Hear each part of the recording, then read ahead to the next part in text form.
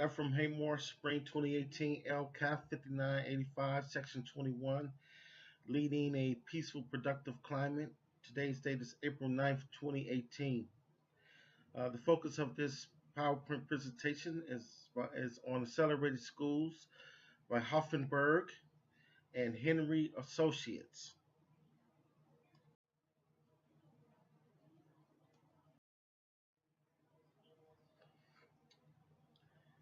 The book overview rationales is about meeting the needs of at-risk students. This book represents a creative attempt to create a school that deepens the learning of all students through a shared vision of stakeholders whose ultimate mission is to bring at-risk students up to date academically, socially, emotionally, and behaviorally by the end of elementary school and or middle school.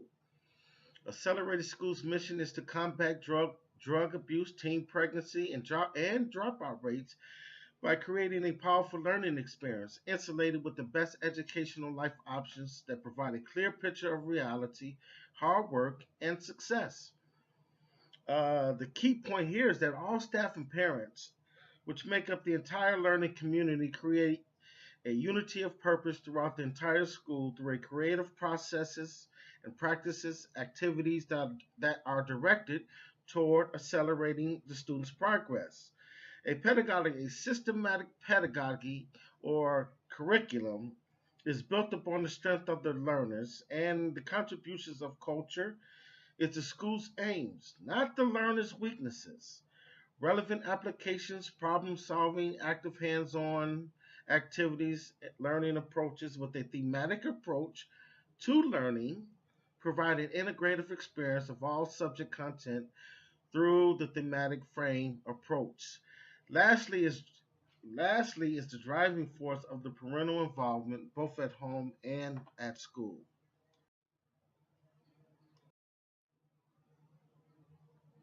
The traditional school in handling at-risk students uh, has been all too often critical and ineffective. The practice one asserts that in identifying traditional schools, that is, identifying at-risk students, their first practice is to label them and to designate them as slow learners and remedial. Their second practice over the years was to set fewer no goals for students in a risk situation beyond making sure that they get into remedial classes. Practice 3, slow down the pace and reduce the educational challenge. Practice 4, use drill and practice exercises as the principal educational instructional strategy so that slow learners devote much of the school day completing ditto worksheets of low-level repetitive exercises in all curriculum areas. And then practice 5, they want to delegate the traditional school approach in dealing with at-risk students is to delegate the design, preparation, and the selection of the curriculum and instructional policies and materials to specialists in state departments of education. Now, today that could be LBS ones. You have school psychologists, school therapists, school counselors, and so on. Practice 6 is to treat parents as a problem rather than a part of the solution.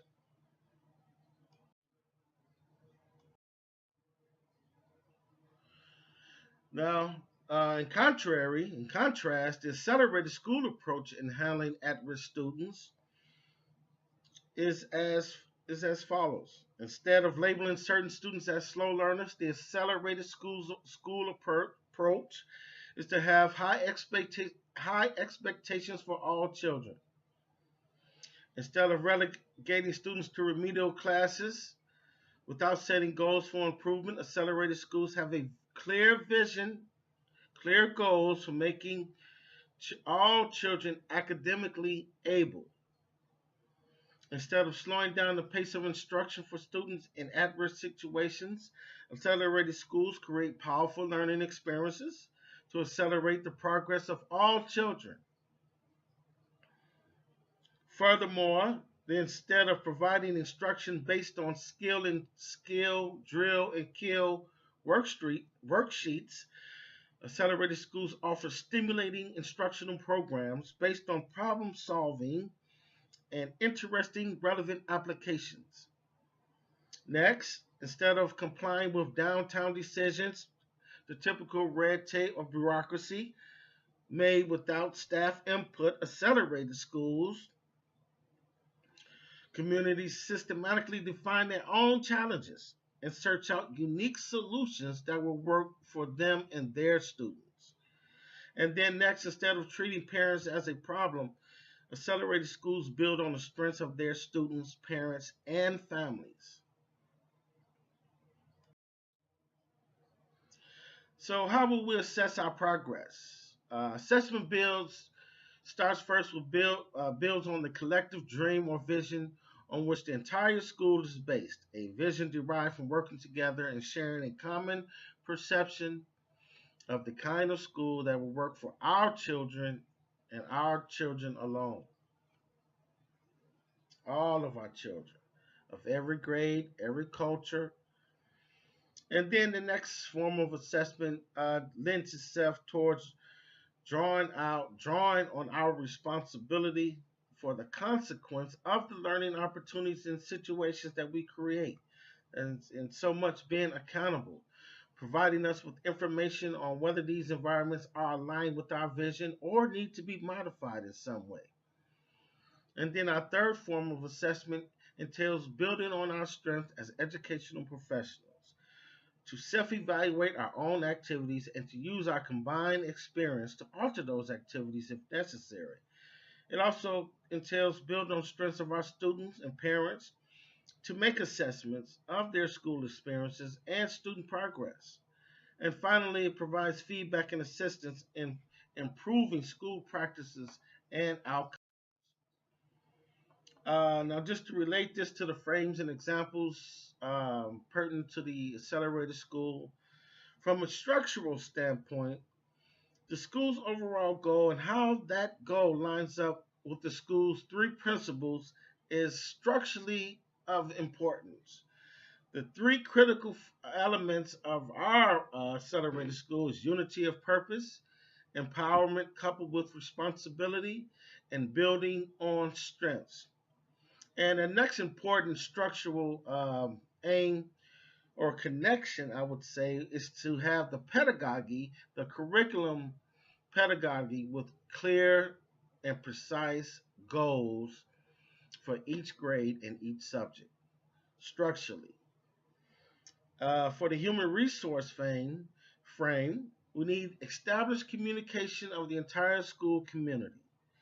We need an established network of teachers, parents, administrators, everybody who's working in that particular school system. We need collaboration and communication, and then perhaps most importantly, because we use a thematic approach to incorporate and integrate other subject matter, we need collaboration and communication among teachers. From a power framework, the accelerated school system designates department heads assigned to specific duties, with the principal being the main authority figure. And then lastly, symbolic frame. The school spirit is resonated through artifacts on the walls, hands-on projects put on display, an agreed upon mascot. And I think what is really essential is that we add to the dress code a school dress coat or blazer with our logo on it that would give pride to our school, that would give them distinction, and it brings us and it unifies us as such, and that everyone in the school wears this particular jacket or dress coat. And then lastly, because this PowerPoint presentation is designated to at-risk students, we have come up with a definition of those at-risk students, whom are those students who are unlikely to succeed in schools as schools are currently constituted or as they are currently traditionally established, because these particular students bring a different set of skills, resources, and experiences than those on which school success is traditionally based. So this is how this definition is arrived. And then secondly, one who is caught in a mismatch between the experiences that he or she has at home or in their family or community on the one hand, and then those experiences that the school expects the children to bring with them for their overall academic success. Third, there is nothing at risk about the child. It is more accurate to refer to the situation in which the child is caught in. And then lastly, at risk has to do with the situation we place children in. And that being said, if that is the case, as educators, we can then change that situation. We must always remember it is not the child, but the behavior that we seek to change. Thank you and have a wonderful afternoon.